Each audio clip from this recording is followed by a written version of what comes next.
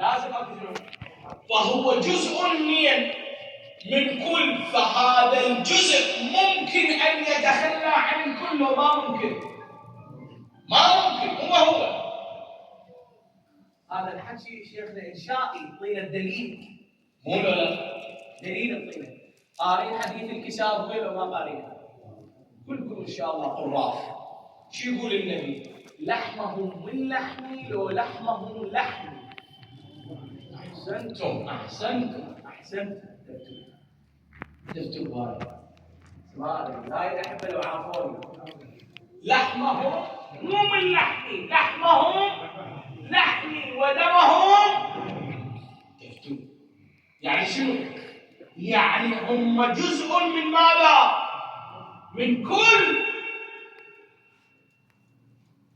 فلما يجي يقول فاطمة بضعة مني، أي بمعنى إن فاطمة جزء على حدة، لو فاطمة هي جزء من النبي بذاته.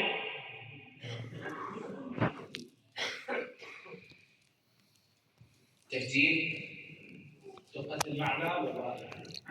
جزء من كل. زين، هذا أجيب في الرواية.